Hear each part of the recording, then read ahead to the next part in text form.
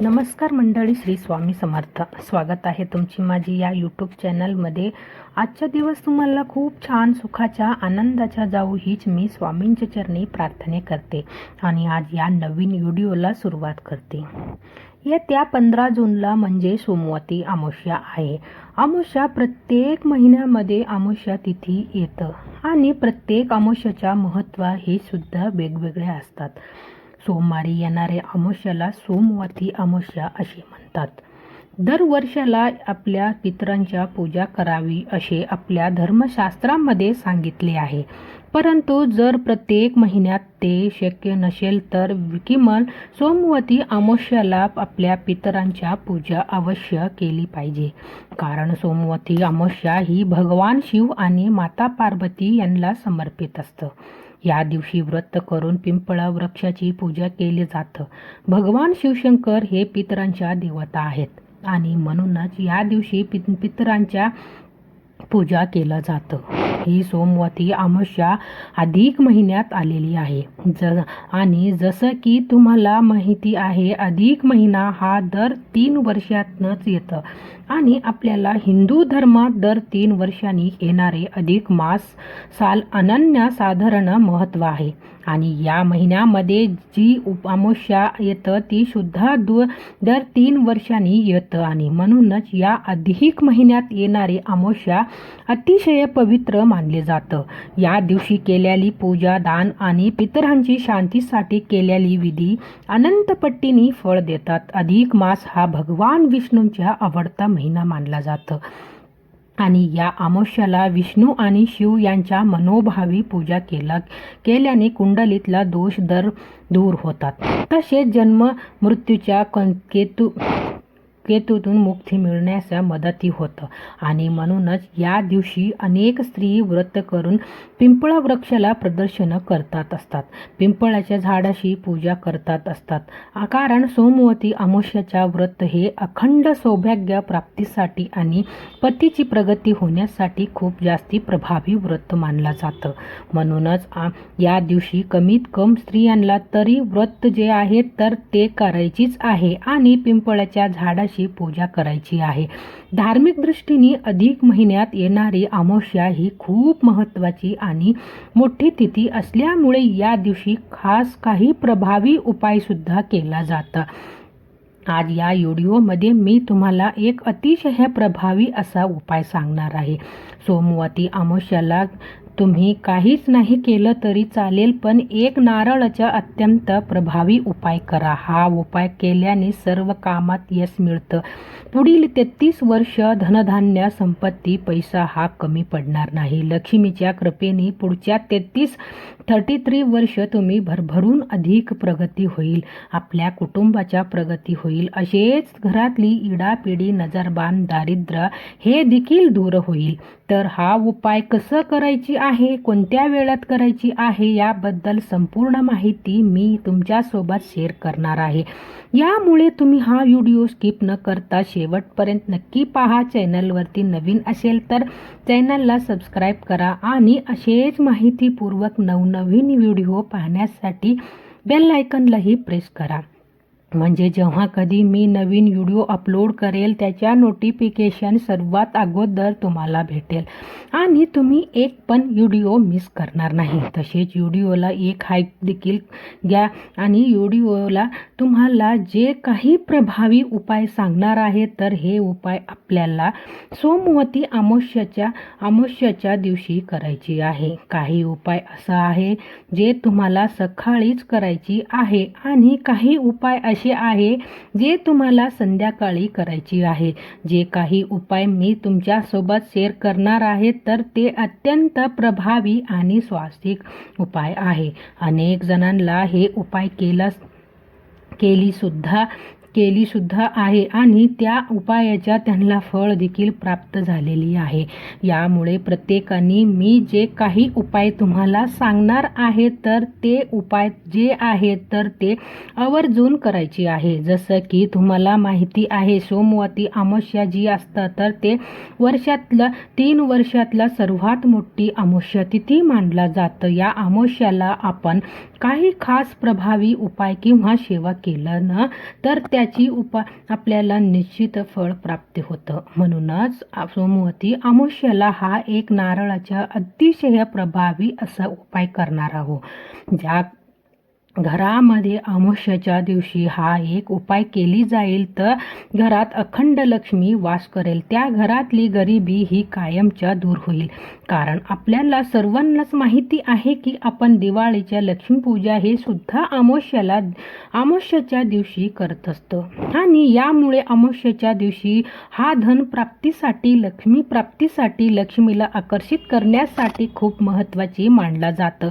आणि म्हणूनच जर तुम्हाला तुमच्या घरामध्ये सतत पैशाच्या आर्थिक अडचणी येत असेल, सतत तुम्हाला पैशाची अडचणी सामोरी जावं लागेल असेल, पारंपर आर्थिक अडचणी येत असेल किंवा तुमच्या घराची मुलाची भरभरूट होत नसेल किंवा घरामध्ये पैशाचे टिकत नसेल, उद्योग व्यवसायामध्ये काही अडचणी येत असेल, म्हणजेच तुमच्या एखादी व्यवसाय आहे ते व्यवस्थित चालत नसेल आणि म्हणूनच घरामध्ये हवा तसे पैसे येत नसेल किंवा घरात पैसे आली तर ते काही ना काही कारणे घरातून बाहेर जात असेल, म्हणजेच घरामध्ये पैशाचे टिकत नसेल, तर या सर्व कारणामुळे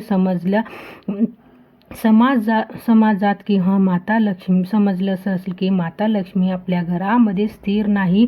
आता लक्ष्मी घरामध्ये नांदणे म्हणजे फक्त पैसे असतं का तर नाही, घरामध्ये एक प्रकारची सुख शांती समृद्धी असणं सुद्धा तेवढंच महत्त्वाचे आहे. आपल्या कुटुंबामध्ये एकोपे असणं, आपल्या कुटुंबामध्ये एक प्रकारच्या प्रेम आणि सकारात्मकता वातावरण असणं देखील तितकेच महत्त्वाचे आहे आणि खरं तर यालाच लक्ष्मी नांदणे असं म्हणतात. आता आपल्याला पैसे तर हवा आहे, पण यासोबतच घरातली वातावरण हे लक्ष्मी टिकून राहण्यासाठी अनुकूल असणं सुद्धा तेवढंच महत्त्वाचं असतं आणि यासाठीच आपल्याला सोमवती अमावस्येच्या दिवशी हा एक नारळाचा उपाय जे आहेत तर ते करायचे आहे. जर तुम्ही या सोमवती अमावस्येच्या दिवशी हा उपाय केली तर तुम्हाला प्रत्येक कामात यश मिळणं, तुमची हडलेली कामं ही देखील पूर्ण होईल आणि लक्ष्मीची कृपेने वर्षभर आर्थिक भरभरूट होईल. तसेच पुढील 33 वर्ष धनधान्य संपत्ती ही कमी पडणार नाही आणि हा उपाय इतकं प्रभावी आहे की उपाय केल्याने घरातली दारिद्र्य, गरिबी ही देखील दूर होईल. सोमवती अमावस्येच्या दिवशी नारळाच्या खास काही प्रभावी उपाय करायची खूप महत्त्व आहे. कारण नारळावरती दिसणारे 3 डोळे म्हणजेच शुभ शंकराच्या त्रिनेत्र आहेत. याच कारणामुळे नारळाला खूप शुभ मानलं जातं. तसेच नारळामध्ये ब्रह्मा, विष्णू, महेश यांचा सुद्धा निवास असतो आणि याच कारणामुळे नारळ हा पूजामध्ये अवश्य वापरले जातं. नारळ हे सौभाग्याच्या आणि समृद्धीची प्रतीक देखील आहे आणि नारळ हा सर्व देवी देवतांचा अत्यंत प्रिय आहे आणि म्हणूनच आपण देवांना नारळ हा अर्पण करत असतो. नारळाची बाहेरच्या जे कठीण भाग असतो ना तर ते अहंकारांच्या प्रतीक असतं, तर आतली जे पांढरा शुभ फळ भाग असतं तर ते शांततेच्या प्रतीक मानलं जातं आणि म्हणूनच आपल्याला या 15 जूनला सोमवती अमावस्येच्या दिवशी काय करायची आहे, एक नारळ आणायची आहे. नारळ घेताना चांगली घ्यायची आहे, कुठेही तुटलेली किंवा मागे मग पाणी नसलेली असं घेऊ नका. तर एक चांगली नारळ तुम्हाला घ्यायची आहे आणि शक्य असेल तर दुकानामधला नवीन हा नारळामधला नवीनच हा नारळ आणायची प्रत्येक प्रयत्न करा.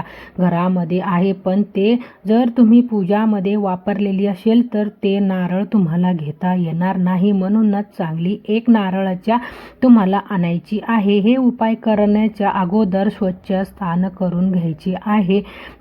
देवघरामधल्या देवांची पूजा करून घ्यायची आहे. या दिवशी देवांना स्नान देखील घालायची आहे. धूप दीप अगरबत्ती लावून वातावरण प्रसन्न करायची आणि यानंतर देवघरासमोर तुम्हाला हा उपाय करायची आहे. तर एक लाल रंगाचा कपडा तुम्हाला घ्यायची आहे. ते आपल्या देवघरासमोर अंतरणाच्या आहे ते अंतरलेल्या तुम्हाला नारळ घ्यायची, देवघरासमोर अंतरायची आहे.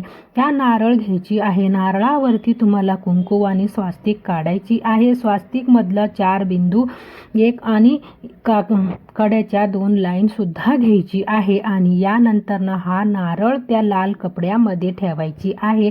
हळद कुंकू अक्षदा अर्पण करायची आहे. धूप दीप अगरबत्ती ओवाळून घ्यायची आहे. आणि यानंतर आपल्या उजव्या हाताच्या स्पर्श नारळाला करायची आहे आणि 108 वेळी गायत्री मंत्र पठण करायची आहे. म्हणजे हा नारळ आपल्याला अभिमंत्रित करायची आहे. आणि यानंतर हा नारळ तुम्हाला त्या लाल कपड्यामध्ये बांधून घ्यायची आहे. आणि हा नारळ तुम्हाला तुमच्या मुख्य प्रवेशद्वारावरती बांधायची आहे. आपल्याला साईडने बाहेरच्या साईडनं बांध जिथे शक्य होईल तिथे हा नारळ तुम्हाला बांधायची आहे. जेव्हा असं नारळ आपण सोमवती अमावस्येला आपल्या मुख्य प्रवेशद्वारावरती बांधतो तेव्हा संपूर्ण कुटुंबाच्या संरक्षण होतं असतं.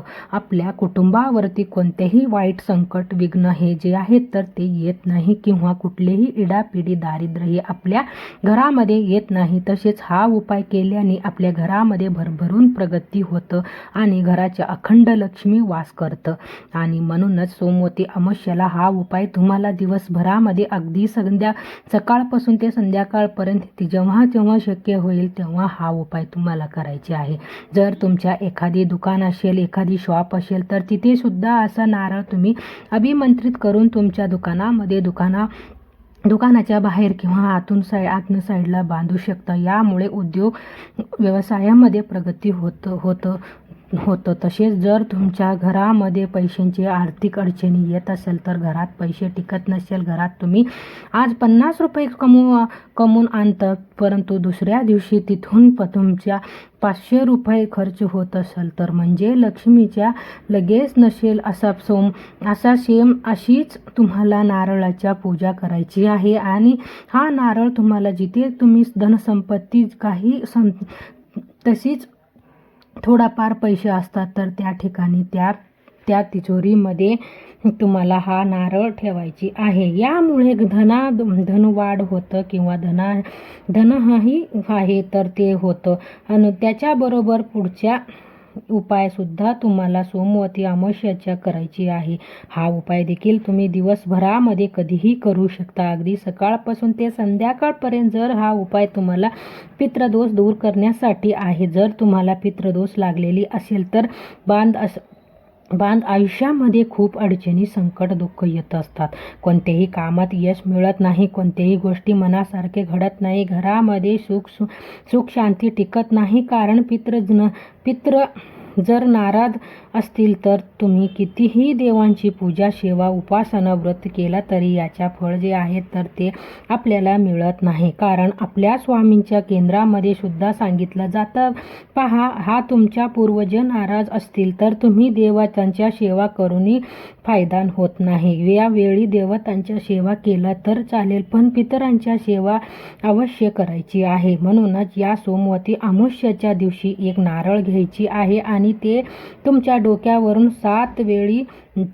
7 वेळी उतरवायची आहे. यानंतर हा नारळ कोणतेही हनुमान मंदिरात किंवा वाहत्या पाण्यात तुम्हाला शांतपणे प्रवाहित करायची आहे. यामुळे पितरांचा आशीर्वाद मिळतं आणि अडलेली पैसे हे सुद्धा परत मिळतात. म्हणजेच एखादी व्यक्तीने तुमच्या अनेक पैसे घेतले आहे परंतु ते देत नाही तर असे अडकलेले पैसे परत मिळण्यासाठी सुद्धा हा उपाय तेवढंच प्रभावी मानला जातं. तर पितृदोष तर दूर करण्यासाठी आणि अडकलेली पैसे पुन्हा परत मिळण्यासाठी हा उपाय तुम्हाला करायची आहे. याच्याबरोबर भरपूर दिवसपासून तुमच्या मनामध्ये एखादी इच्छा आहे. प्रत्येकाच्या मनात काही ना काही इच्छा असतं. मग तुम्ही इच्छा धनप्राप्तीच्या आहे, मुलांच्या प्रगती होण्याबद्दल आहे किंवा मग एखादी शारीरिक मानसिक जे काही तुमच्या इच्छा असेल त्या जीवनात एखादी शत्रू असेल तर शत्रू नष्ट होण्यासाठी जी काही तुमच्या इच्छा असेल तर ते इच्छा लवकरच पूर्ण होण्यासाठी हा पुढची एक उपाय करायची आहे. हा उपाय करण्यासाठी सुद्धा तुम्हाला एक नारळ लागणार आहे. एक चांगली नारळ घ्यायची आहे. त्यामध्ये पाणी असेल असा नारळ घ्यायची आहे. त्या नारळावरती तुम्हाला त्रिशूल काढायची आहे. सिंदुराने त्रिशूल काढायची आहे किंवा कुंकुवाने त्रिशूल काढलं तरी चालतंय. यानंतर हा नारळ आपल्याला स्वतःवरून आपल्या डोक्यावरून 7 वेळी ओवाळून घ्यायची आहे आणि हा नारळ तुम्हाला महादेवाच्या मंदिरात जाऊन अर्पण करायची आहे. नारळ फोडायची नाही, फक्त तिथे अर्पण करायची आहे आणि आपली इच्छित मनोकामना पूर्ण होण्यासाठी भगवान शिवशंकरला मनोभावी प्रार्थना करायची आहे. सोमवती अमावस्या आहे आणि म्हणूनच इच्छापूर्तीसाठी हा उपाय खूप जास्ती प्रभाव मानले जातं. तर हा एक उपाय सुद्धा तुम्ही करू शकता. याच्याबरोबर या दिवशी नारळाचा उतार सुद्धा केला जातं. अमावस्येच्या दिवशी आपले जे काही उतारा करत असतं ते खूप जास्ती प्रभावी ठरतात, कारण अमावस्येच्या दिवशी हा नकारात्मकता वाईट शक्ती दूर करण्यासाठी खूप महत्त्वाचा दिवस असतं आणि आपल्या घरातली नकारात्मकता दूर करण्यासाठी आपली घरामध्ये काही व्यक्ती राहतात, याच्यामध्ये काही नकारात्मकता तर ते दूर करण्यासाठी हा पुढची उपाय तुम्हाला काय करायची आहे. एक नारळ घ्यायची आहे आणि त्या नारळावरती सिंदूर आणि त्रिशूल काढायची आहे आणि हा नारळ आपल्या घरातली प्रत्येक व्यक्तीवरून डोक्यापासून ते खाली पायापर्यंत 7 वेळी उतरवून घ्यायची आहे. मुख्य दरवाजावरून सुद्धा 7 वेळी उतरवून घ्यायची आहे आणि घराच्या बाहेर जाऊन ते तुम्हाला तिजोरी ठिकाणी त्या घराच्या बाहेर जाऊन तुम्हाला निर्जरी ठिकाणी फेकून द्यायची आहे. म्हणजे जिथे कोणी जात नाही अशा ठिकाणी फेकून द्यायची आहे किंवा ते तुम्हाला कुठंही जाऊन टाकून द्यायची आहे. हे अत्यंत प्रभावी उपाय आहेत. मैत्रिणींनो, करून बघा. व्हिडिओ आवडला असला तर लाईक करा. चॅनलवरती नवीन असेल तर सबस्क्राईब करा. तर भेटूया नेक्स्ट व्हिडिओमध्ये. तोपर्यंत सर्वांना श्री स्वामी समर्थ. धन्यवाद.